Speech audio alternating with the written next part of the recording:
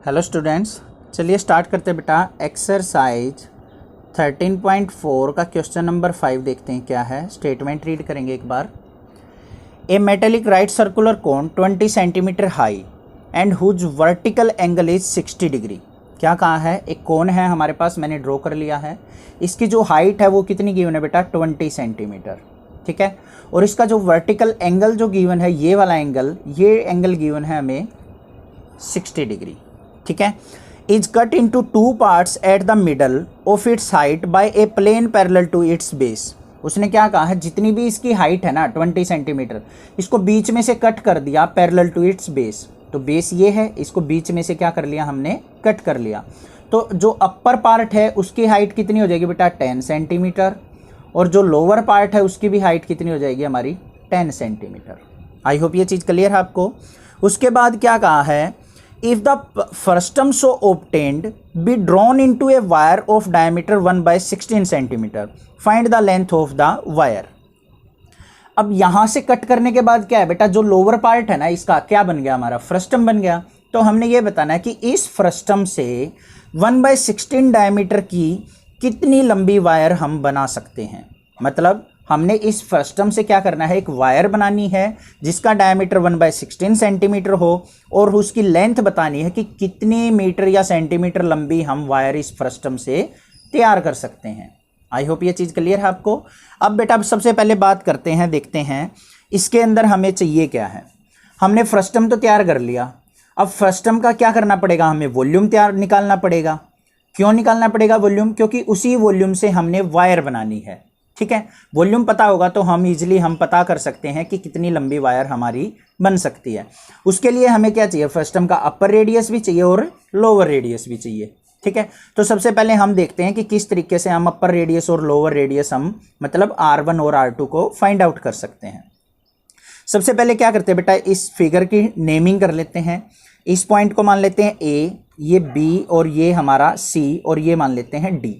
Similarly बीच में मान लेते हैं, ये मान लेते हैं E पॉइंट, ये मान लेते हैं F पॉइंट और ये मान लेते हैं G पॉइंट, ठीक है। अब इनके अंदर बात करते हैं बेटा, ध्यान से देखेंगे। जो हमारा अपर पार्ट है ये 60 डिग्री एंगल है, ये इसको बाइसेक्ट कर रहा है। तो ये जो एंगल होगा ये कितने डिग्री होगा? 30 डिग्री। और जो इस तरफ फॉर्म होगा ये भी कितने डिग्री होगा? 30 डिग्री। सबसे पहले देखेंगे बेटा AGE को। अगर मैं इसको थोड़ा सा यहाँ पे फॉर्म करूँ इस तरीके से, ये कुछ इस तरीके से है हमारा, ये A पॉइंट है, ये G पॉइंट है, ये हमारा E पॉइंट है और ये एंगल कितना है? 30 डिग्री है। इस तरीके से है। तो सबसे पहले देखेंगे बेटा इन ट्रायंगल हम लेके चलेंगे, इन ट्रायंगल AGE के अंदर, AGE के अंदर ये 90 डिग्री है हमारा, ये 30 डिग्री है। अब बेटा tan थीटा किसके इक्वल होता है हमारा? परपेंडिकुलर अपॉन में बेस। थीटा के सामने वाला क्या होता है? परपेंडिकुलर। और AG क्या हो जाएगा हमारा? बेस। तो हम यहाँ पे क्या लिख सकते हैं? tan theta equal to perpendicular क्या हो जाएगा हमारा? EG अपॉन में बेस क्या हो जाएगा हमारा? AG। यहाँ पे कोई डाउट नहीं होना चाहिए आपको। tan theta is equal to क्या हो गया? EG by AG। अब यहाँ पे वैल्यू पुट करते हैं। थीटा कितना बेटा? 30 डिग्री। तो tan 30 equal to EG upon में AG क्या है? हाइट ऑफ अपर कोन कितनी है? 10 सेंटीमीटर। तो अपॉन में क्या लिख दिया? 10। तो यहाँ से tan 30 की वैल्यू कितनी होती है बेटा? 1/√3 इज इक्वल टू क्या आ गया? EG by 10। और 10 को ऊपर मल्टीप्लाई करेंगे तो EG की वैल्यू जो आ गई वो क्या आ गई बेटा? 10/√3 सेंटीमीटर। ये चीज़ आपको अच्छे से क्लियर हुई है या नहीं हुई है? अगर नहीं हुई है तो एक बार इसको दोबारा से एक बार वीडियो को प्ले करके दोबारा समझिए, क्योंकि यही मेन पार्ट है इस क्वेश्चन का। ये चीज़ आपको अगर क्लियर होगी तो क्वेश्चन में कुछ भी नहीं है, ठीक है। अब ये चीज़ क्लियर है तो अब बात करते हैं बेटा, हमें BD चाहिए, लोअर पार्ट का रेडियस। वो कैसे निकलेगा? कंप्लीट ट्रायंगल ले लेंगे ADB को। कौन सी ट्रायंगल ले लेंगे? ADB। इस ट्रायंगल के अंदर इन बात करेंगे इन ट्रायंगल ADB की। तो tan theta is equal to किसके हो जाएगा? थीटा के सामने BD क्या हो गया हमारा? परपेंडिकुलर। अपॉन में बेस क्या हो जाएगा बेटा? AD। तो यहाँ पे tan थीटा कितना हो जाएगा? tan 30 is equal to BD upon में AD की वैल्यू क्या है हमारी? 20। पूरी कंप्लीट हाइट जो है हमारी वो कितनी है? 20। तो यहाँ पे क्या आ जाएगा? tan 30 की वैल्यू 1/√3 is equal to B D upon में 20। तो बी डी जो आ गया वो कितना आ गया बेटा 20/√3। 20 को ऊपर मल्टीप्लाई कर लेंगे तो बी डी जो आ गया वो क्या आ गया 20/√3। मतलब अपर रेडियस भी पता चल गया हमें और लोअर रेडियस भी पता चल गया। इसको क्या कर लेते हैं हम राइट डाउन कर लेते हैं। क्या लिखेंगे radius of upper and. Upper and radius को क्या मानते हैं हम R1 कितना है बेटा 10/√3 सेंटीमीटर। नेक्स्ट बात करते हैं हम रेडियस ऑफ लोअर एंड, वो कितना है हमारा R2 इज इक्वल टू क्या आ गया 20/√3 सेंटीमीटर। और फ्रस्टम जो बना है उसकी हाइट कितनी है हमारी, height of frustum h is equal to कितना है हमारा 10 सेंटीमीटर। ये चीज़ आ गई। अब हमने क्या निकालना है बेटा वॉल्यूम ऑफ फ्रस्टम निकालना है। क्या फाइंड आउट करना है volume of frustum. Volume of frustum का फॉर्मूला क्या होता है 1/3 पाई h into R1 square plus R2 square plus R1 R2।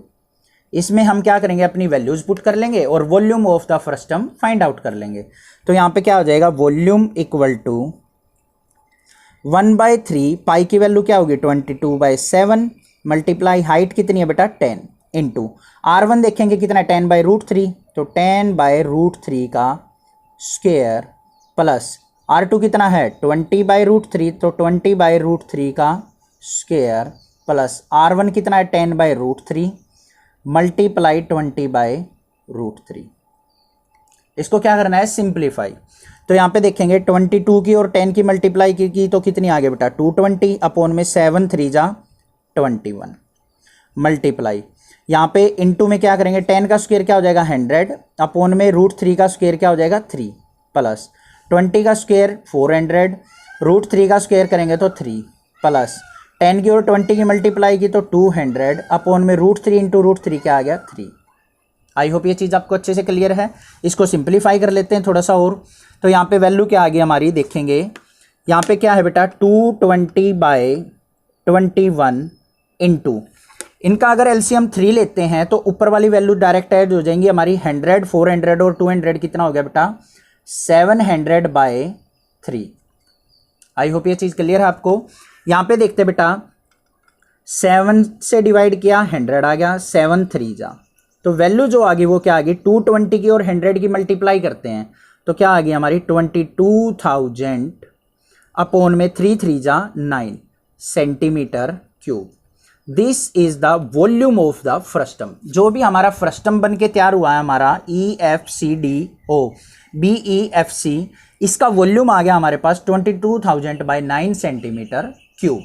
अब इससे आगे देखते हैं हमें क्या करना है। वॉल्यूम ऑफ फ्रस्टम क्या आ गया हमारे पास वॉल्यूम ऑफ फ्रस्टम वो आ गया बेटा 22,000 अपॉन में 9 सेंटीमीटर क्यूब। ठीक है।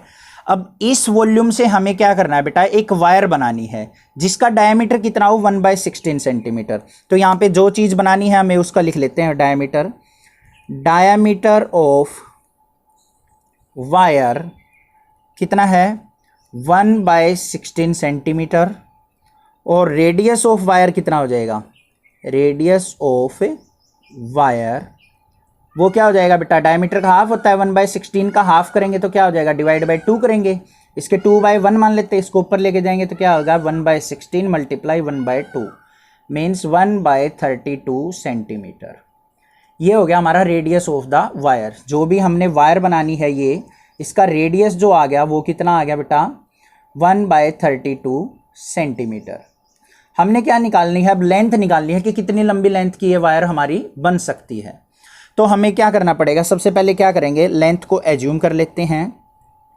लेट लेंथ ऑफ वायर उसको मान लेते हैं कितनी है बेटा L सेंटीमीटर और वॉल्यूम ऑफ वायर कितना आया है वॉल्यूम ऑफ वायर कैसे निकलेगा हमारा वॉल्यूम ऑफ वायर। अगर ये हमारी वायर है बेटा ध्यान से देखो इसका जो एंड है वो कैसा है सर्कुलर।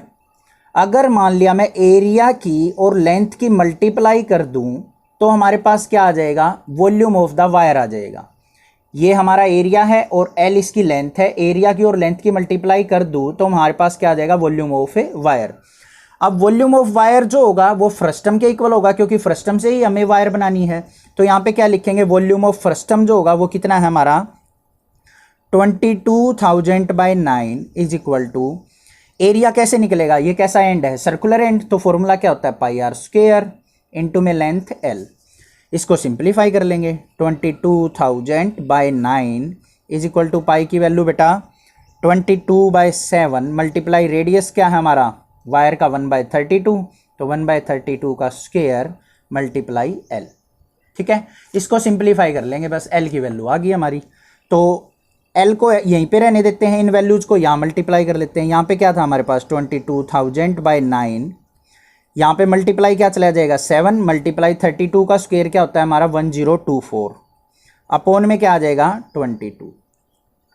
ठीक है, इसको सिंप्लीफाई करते हैं, 22 1 जा 22, यहाँ पे डिवाइड किया तो क्या आ गया 1000।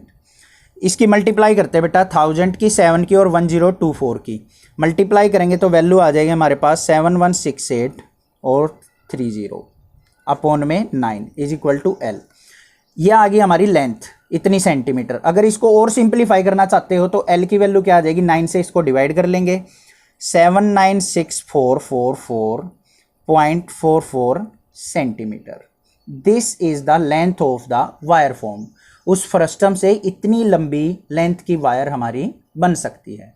आई होप ये क्वेश्चन आपको अच्छे से क्लियर हो गया होगा। कहीं पे भी कोई डाउट आता है, किसी पॉइंट में कोई दिक्कत आती है तो आप मुझे कॉन्टैक्ट करें, कमेंट करें, मैं जल्द से जल्द उसका सॉल्यूशन प्रोवाइड करूंगा। Thank you students for your love and support. Thank you.